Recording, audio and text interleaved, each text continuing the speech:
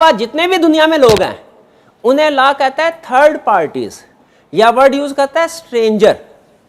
क्या word use करता है? स्ट्रेंजर। ठीक है, एक ऑफरर है, एक ऑफरी है, और इसके अलावा जितने भी दुनिया में लोग हैं वो क्या है? स्ट्रेंजर या थर्ड पार्टीज। लॉ ने एक जगह पे ये लिखा हुआ है कि ऑफर कौन एक्सेप्ट कर सकता है? ऑफरी। ऑफरी के अलावा और कोई पर्सन ऑफर को एक्सेप्ट नहीं कर सकता। ऑफर की समझ आ गई, दो पार्टीज भी समझ आ गई। चलिए, ये डेफिनेशन का रटा लगाना लाजमी नहीं है, ठीक है, सिर्फ कंसेप्ट समझाना था इसमें, टू डू और not to do something. Simple offer का मतलब जब एक बंदा दूसरे को कोई चीज खरीदने बेचने की ऑफर करे वो ऑफर है, ठीक है। वैसे तो किसी चीज को डिफाइन करते हुए रूल ये होता है हम उसी टर्म को उसमें यूज नहीं करते, लेकिन ऑफर का मतलब क्या है भाई? एक सेल परचेज करने के लिए जो इंडिकेशन दी गई एक दूसरे को, ऑफर। दोनों पार्टीज क्लियर? अच्छा, स्पीड मेरी शुरू में होगी स्लो, शुरू के कुछ लेक्चर्स में, क्योंकि लॉ स्टार्ट में ना मैंने भी टर्म्स आपके साथ शेयर करने हैं, कंसेप्ट शेयर करने हैं। तो आपने इससे परेशान नहीं होना कि सर ने सिर्फ 2 लफ्ज़ सिखाए हैं आज, ठीक है। वो आपकी सारी प्लानिंग मैंने की हुई है कि किस किस तरीके से आपको लेके चलना है। आपने सिर्फ ये चीज़ इंश्योर करनी है समझ आ रही है कि नहीं आ रही। दोनों पार्टीज ओके, आगे चलते हैं। ऑफर एक्सप्रेस भी हो सकती है, इम्प्लाइड भी हो सकती है। एक्सप्रेस क्या होती है? इजहार। दोनों, हाँ, इजहार कैसे? या अल्फाज से, अल्फाज रिटन अल्फाज से, या वो ओरल अल्फाज से। और जब ऑफर अल्फाज के जरिए से ना की, याद रखिए अल्फाज में रिटन और ओरल दोनों शामिल है। अल्फाज के जरिए से नहीं बल्कि कंडक्ट के जरिए से, अपने बिहेवियर के जरिए से, अपने एक्शंस के जरिए से की जाए तो इसे कहते हैं इम्प्लाइड ऑफर। Implied offer. मैं घर जा रहा था, गाड़ी ड्राइव करते हुए ट्रैफिक सिग्नल के ऊपर रुका, ठीक है, और एक बंदा मेरे पास आया, उसके हाथ में बहुत से फूल थे और कहने लगा सर क्या आप ये फूल खरीदेंगे? ठीक है, बताइए एक्सप्रेस ऑफर है कि इम्प्लाइड? Express offer. ज़बानी कलामी है, इससे फर्क तो नहीं पड़ता। मुझे बताइए क्या ऑफर या एग्रीमेंट रिटन में होना लाजमी है कि ओरल भी हो सकते हैं? ओरल भी हो सकते हैं, ठीक है। तो ये अच्छा, मैंने कहा नहीं भाई नहीं चाहिए, ऑफर को रिजेक्ट कर दिया। थोड़ी देर के बाद एक और बंदा आया और उसने मेरे से पूछे बगैर गाड़ी का शीशा साफ करना शुरू कर दिया, है ना। अब 1 सेकंड के लिए यहां पे पॉज कर लें। वो गाड़ी का शीशा साफ करना उसने शुरू किया है और मैं गाड़ी की ड्राइविंग सीट पे बैठा हूं। मुझे बताइए अब ये उस बंदे की तरफ से जो गाड़ी का शीशा साफ कर रहा है ऑफर है कि नहीं? क्या मुझे बताइए लीगली क्या मुझे वो ऑफर कर रहा है कि नहीं कि मैं आपकी गाड़ी का शीशा साफ कर दूं? बिल्कुल, ये उसकी तरफ से। लेकिन कौन सी ऑफर है? इम्प्लाइड ऑफर है। शाबाश, बिहेवियर से है, ठीक है। मैं फर्ज कीजिए फैसलाबाद से लाहौर आया और रेलवे स्टेशन पे मैंने अपना सामान रखा और एक कुली ने पूछे बगैर मुझसे सामान उठाया और कहा सर किधर चलना है? उसने मेरे से ये नहीं पूछा कि सर मैं आपका सामान उठा लूं या सामान उठा लूं तो आप मुझे पैसे देंगे, टर्म्स नहीं। उसने सामान उठाया, पूछा किधर चलना।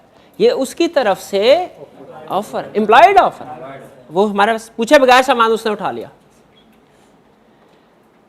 अब जिस तरह ऑफर है ना एक्सप्रेस और इम्प्लॉयड हो सकती है, उसी तरह एक्सेप्टेंस भी एक्सप्रेस और इम्प्लॉयड हो सकती है। अगर मैं गाड़ी का शीशा साफ कर रहा है और मैं चुप करके बैठा रहता हूँ, वो सारा शीशा साफ कर लेता है, बाद में कहता है सर पैसे। मैंने कहा पैसे कैसे? उन्होंने कहा सर आपका शीशा था, गाड़ी का शीशा साफ किया है। तो मैं कहूँ मैंने थोड़ी कहा था, वो तो तुमने अपनी मर्जी से किया। क्या मैं ये कह सकता हूँ? लॉ कहता है नहीं, आपका उसके साथ एग्रीमेंट हो चुका है। मैं क्या एग्रीमेंट कैसे हो चुका? मैं तो एक लफ्ज भी नहीं बोला। तो लॉ ने कहा हाँ आपने एक्सप्रेस एक्सेप्टेंस नहीं दी लेकिन इम्प्लाइड एक्सेप्टेंस दी। मैंने कहा इम्प्लाइड एक्सेप्टेंस कैसे?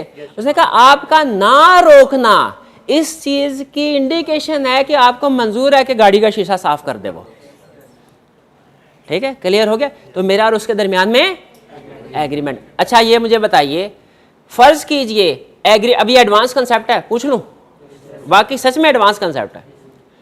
अगर फर्ज कीजिए ऑफर और एक्सेप्टेंस हुई लेकिन उसमें प्राइस का जिक्र नहीं है, तो क्या कोई प्राइस पे की जाएगी कि नहीं? शाबाश, की जाए। लॉ ये कहता है प्राइस पे की जाएगी जो रीजनेबल प्राइस होगी, जो उन सर्विसेज के लिए नॉर्मली प्राइस पे की जाती है, मैं लायबल हूं कि वो प्राइस पे करूंगा। शाबाश, ठीक है। तो ऑफर समझ लग गई क्या है? ऑफर और ऑफर, ये टर्म्स बार बार यूज होगी, इसलिए मैं बार बार बोल रहा हूं, क्योंकि टर्म्स बार बार बोलूंगा आपका माइंड उसके साथ कंफर्टेबल होगा। ऑफर और ऑफरी, फिर उसके बाद एक्सप्रेस और इम्प्लाइड, ठीक है। तो मुझे बताइए, अगर मैंने लिख के ऑफर की किसी को, वो तो हो गई एक्सप्रेस, और अगर बोल के ऑफर की, हाँ, वो भी शाबाश, हाँ यही चेक करना था, वो भी एक्सप्रेस है, वो भी एक्सप्रेस। इम्प्लाइड कौन से हुए? बिहेवियर के जरिए से। चलिए आगे चलते हैं। एक्सेप्टेंस क्या है? व्हेन ऑफरी, कौन? खास तौर पे सुनने, ऑफरी, ये नहीं कहा when any other person. When offeree, जब ऑफरी क्या करे? कम्युनिकेट करे। क्या? हिज कंसेंट का मतलब रजामंदी, किसको? ऑफर को। तो ये क्या है? एक्सेप्टेंस। अब आप कहेंगे सर ये तो बड़ी आसान सी बात है, लेकिन अब सुनिए इसमें केस स्टडी कैसे सेट करता है। केस स्टडी बनाएगा, उसमें कहेगा ए ने बी को ऑफर की, सी ने एक्सेप्ट कर लिया, क्या ये एक्सेप्टेंस वैलिड है? हम कहेंगे नहीं। क्यों वैलिड नहीं है?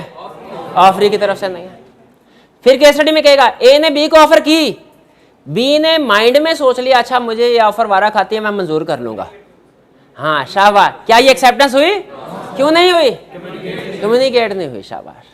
फिर उसके बाद केस स्टडी में पूछेगा, केस स्टडी में कहेगा कि ए ने बी को ऑफर की, ठीक है, और बी ने सी को कहा कि मैं ए की ऑफर को कबूल करता हूं, क्या ये एक्सेप्टेंस है? क्यों एक्सेप्टेंस क्यों नहीं है? शाबाश, ठीक है। तो एक एक लफ्ज के अंदर कंसेप्ट छुपा है। समझ आ रही है बात? एक ऑफर है, एक है, हाँ जी, ऑफर और एक्सेप्टेंस। क्लियर हो गई ये बात? चलिए आगे चलते हैं। कहता है अच्छा, जिस तरह ऑफर एक्सप्रेस और इम्प्लाइड हो सकती है, एक्सेप्टेंस भी एक्सप्रेस और इम्प्लाइड हो सकती है। ये क्लियर हो गया ये एग्जांपल के जरिए। अच्छा आगे चले। Offer becomes promise when accepted. जब, अब देखें, प्रॉमिस शायद आप नॉर्मल डेली लाइफ में किसी और कंटेक्स्ट में वर्ड यूज करते हो। लॉ ये कहता है जब कोई एक बंदा ऑफर एक्सेप्ट कर लेता है तो वो क्या है? प्रॉमिस हो जाता है। ठीक है। मैंने इन भाई से कहा आप अपनी बाइक मुझे 20,000 में सेल करते हैं? इन्होंने कहा जी सेल करता हूं। अब एक्सेप्ट कर लिया ना, तो ये क्या हो गया? प्रॉमिस हो गया। अब सुनिए अहम चीज, एक्सेप्टेंस से पहले पहले वही पार्टीज हैं, लॉ उनके लिए वर्ड यूज करता है ऑफरर और ऑफरी। एक्सेप्टेंस के बाद वही पार्टीज हैं, अब लॉ ऑफरर और ऑफरी नहीं कहेगा। शाबाश, प्रॉमिसर एंड प्रॉमिसी कहेगा। क्या कहेगा? प्रॉमिसर एंड प्रॉमिसी कहेगा। ऑफरर और ऑफरी में, प्रॉमिसर और प्रॉमिसी में क्या फर्क है? एक्सेप्टेंस का। एक्सेप्टेंस से पहले पहले जो पार्टीज हैं वो ऑफरर और ऑफरी हैं, और एक्सेप्टेंस के बाद वही पार्टीज क्या बन जाती है? Promisor and promisee. क्यों? क्योंकि लॉ ने, ये लाइन बड़ी अहम है, an offer becomes promise when accepted. इससे पता चला हमें प्रॉमिसर और प्रॉमिसी में और ऑफर और ऑफरी में क्या फर्क है। क्लियर? और ये आइंदा आगे चल के ना ये टर्म इतनी को यूज होंगी कि आपकी सोच है, हर चैप्टर में ये टर्म यूज होगी, प्रॉमिसर प्रॉमिसी, प्रॉमिसर प्रॉमिसी। ये आपने 10 आज के दिन में ना 15-20 दफा इसको दोहराना है। जैसे छोटे होते हैं वो 2-3 का पढ़ा याद करते थे ना, तो सिर्फ 2 टर्म, प्रॉमिसर कौन है? ऑफरर। प्रॉमिसी कौन है? ऑफर। चलिए ये अब एक्सेप्टेंस क्लियर हो गया। अब सुनिए, जब ऑफर और एक्सेप्टेंस हो जाए, ऑफर और एक्सेप्टेंस हो जाए और इसके साथ कंसीडरेशन भी ऐड हो, तो कहते हैं एग्रीमेंट। इसे क्या कहते हैं? एग्रीमेंट। इसको